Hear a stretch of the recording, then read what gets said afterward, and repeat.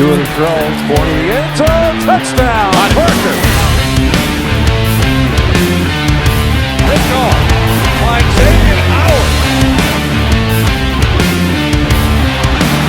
Tagovailoa trying to pick up for it, fires to the end zone, touchdown!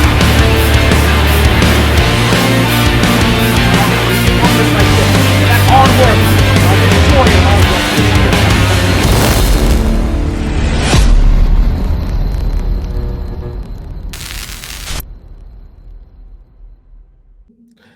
The Dolphins' most dynamic weapon, Jaylen Waddle. I mean, I don't think there's any question about that right now. This is a player who became the fastest receiver in the nation when Henry Ruggs left Alabama for the NFL. Waddle is a very special athlete, and to me, a way more refined version of Tyreek Hill, as Tyreek Hill was a running back in college, so he didn't have the expansive route tree that Jaylen Waddle does. He's one of the rare players in memory who, though he was buried behind the likes of Jerry Jeudy and Henry Ruggs and even Devontae Smith while Tua was at Bama, every time Waddle got the ball, whether in a passing situation or a punt return situation, he always flashed every time and showed you that he's something special on limited opportunities.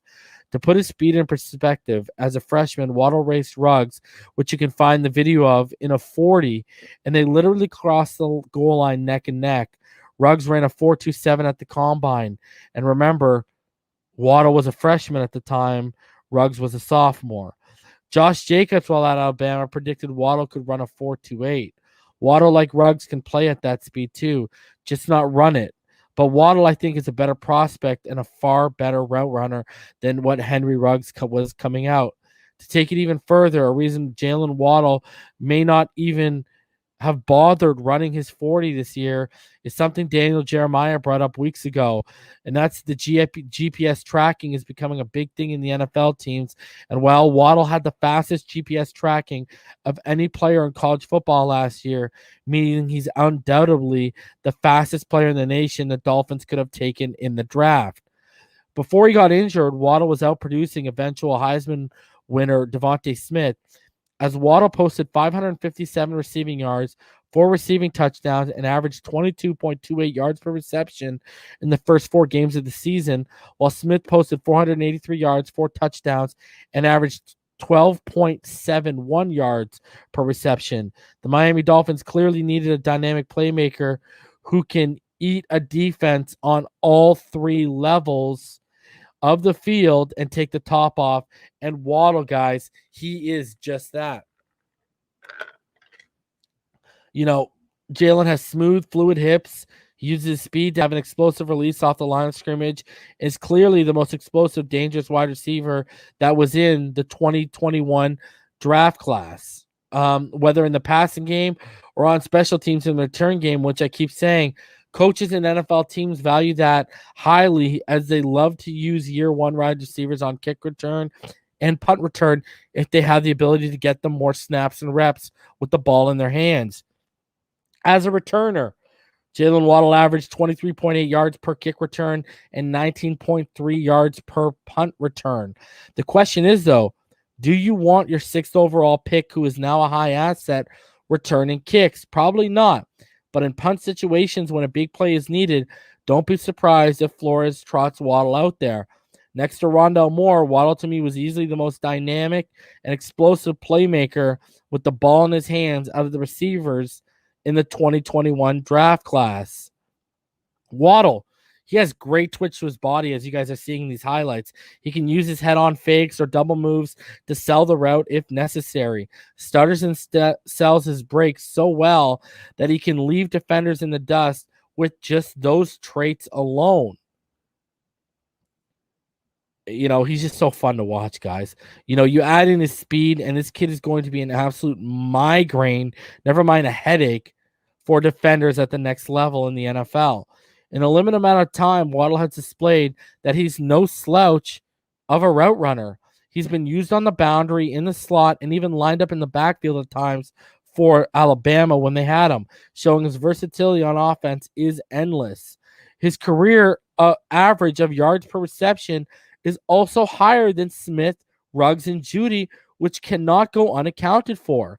His change of direction skills at the speed he plays at too is downright incredible, which you guys are seeing on your screen right now. I also think he was the best separator available in the 2021 draft class when you add in all the factors of playing speed, route running, body control, yak ability, his ability to take the right angles against defenders, and his line of scrimmage release. At 5'10", 182, he's quite physical as well, and I have less concerns of him playing through traffic than I did with the prospect of drafting a guy like Devontae Smith, as Waddle's shown he can rip right through traffic with speed and or strength. His ball tracking skills are near his lead as well. He can high point the ball with good elevation and rhythmic timing, while he has shown the ability to go up and fight to win contested catches. Another aspect not being talked about enough is how adding Jaylen Waddle to this receiving corps, which just added Will Fuller, will likely impact and help the running game for the Miami Dolphins. Remember, this is a team that averaged 3.9 yards per carry last year, which is 29th in the NFL, and the Dolphins were the only team in the NFL to not have a run beyond 31 yards. But now teams have to respect the pass and can't get caught stacking the box or they will get burned. If you load the box, you'll be caught in one-on-one matchups with the likes of Jaylen Waddle, Will Fuller, and if he makes the team, Albert Wilson, which could lead to big play opportunities for the passing game. Yet, the flip side to that is, if you put less bodies in the box, there's less defenders matched up against the offensive line to block, which will be huge for the run game and allow holes to open up far more often than we've seen recently if the blockers take care of their assignments. So really, the Jaylen Waddle selection, guys, has had a ripple effect on this offense, and that can benefit guys like Gaskin, Ahmed, Malcolm Brown.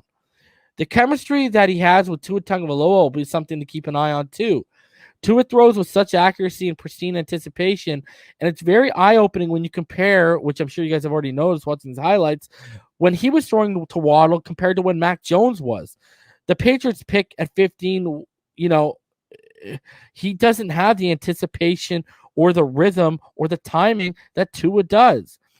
First things first, yes, Mac targeted Waddle more, but the amount of times Waddle had to hold up and decelerate compared to when Tua targeted him is quite eye-catching. Tua had an innate ability at Alabama to hit Waddle, Jeudy, Smith, and Ruggs all in stride so they didn't have to sacrifice their speed to make the catch, showing off elite timing and understanding of the different speeds his receivers play at.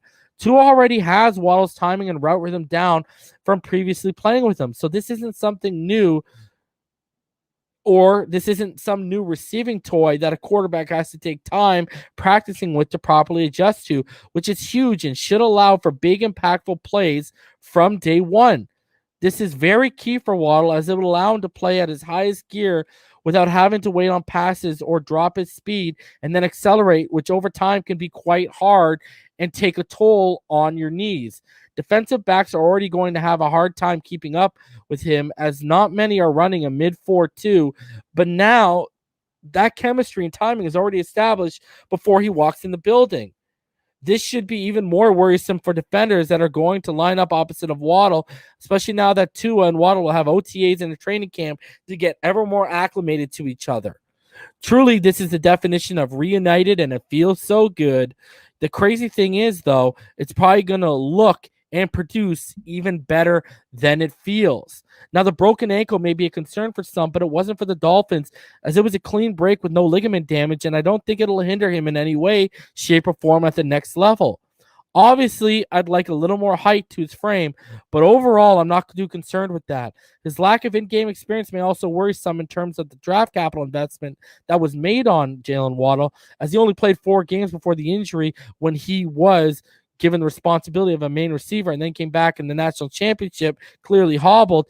And between 2018 and 2019, he only had 78 receptions. But people need to realize who he was playing behind in 2018 and 2019. He had some drop issues in 2019, but seemed to clean those up in the limited time he had in 2020, as he only had 1.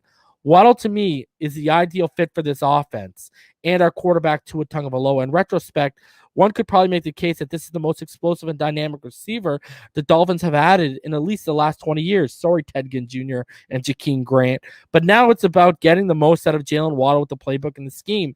I know this team wants to implement a heavier dosage of RPOs, which need quick developing routes and receivers getting to their spot on time, and no one is going to get to this spot faster than Jaylen Waddle. Also, the screen game is said to still be an integral part of this offense moving forward, and if you've watched Waddle at Alabama, there might not be a smarter and more explosive weapon in the screen game than him. Hell, jet sweeps are going to look a whole lot sweeter and probably be much more effective than we've seen them be in recent memory with Waddle taking them.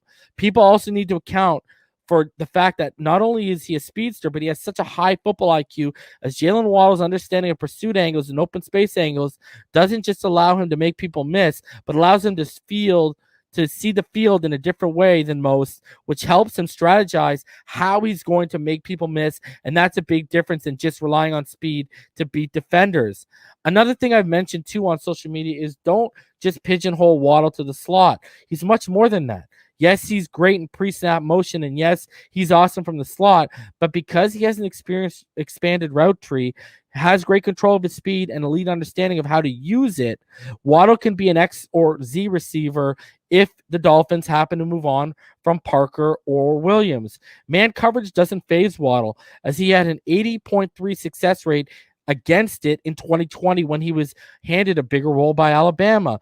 There's also no one that's going to find the soft spots in zone and get to them faster than Jaylen Waddle, which goes to show he's a mismatch for any coverage the defense calls. The Dolphins didn't draft a pure slot receiver at 6. No. They drafted a playmaker and matchup nightmare lined up from any spot on offense that defensive coordinators are going to have to prioritize in game planning. Defensive players are going to have to be aware of whenever he's on the field. And when's the last time you could say that the Miami Dolphins had anyone of that caliber in the offense? Listen, my final thoughts here. Jaylen Waddle was the number one receiver on my wide receiver big board for a reason.